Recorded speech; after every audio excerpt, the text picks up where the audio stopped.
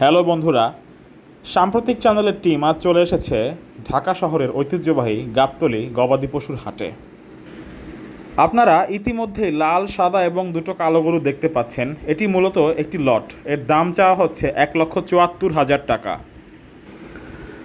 এখন দেখতে পাচ্ছেন ভাইরাল মঞ্জু ভাইয়ের ডগায় একটি কালো এবং দুটি সাদা গরু।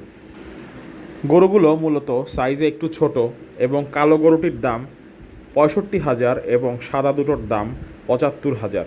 গরুগুলো কিন্তু কোরবানি উপযোগী এবং দুই দাঁত রয়েছে এদের প্রত্যেকটির। ঘুরতে ঘুরতে এবার একটি লাল শাহিওয়াল অর্থাৎ দেশাল গরু দেখতে পেলাম।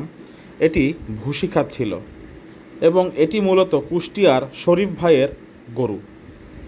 তিনি এই গরুটির দাম হাঁকাচ্ছেন 2,15,000 টাকা এবং তিনি জানালেন ক্রয়ের সময় অর্থাৎ কেনাবেচার সময় এটি কম বেশি হতে পারে।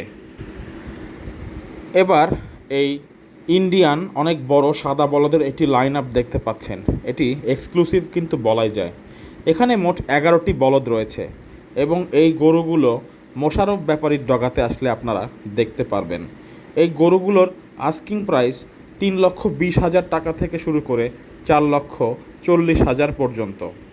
এই গরুগুলো কিন্তু আসলে খুব সুন্দর এবং এগুলো কিন্তু রেয়ার, কেননা হাটে খুব বেশি দেখা যায় না এই গরুগুলোকে। এরপর চলে আসলাম ভাইরাল ম্যান নাসির ভাইয়ের ডগায়।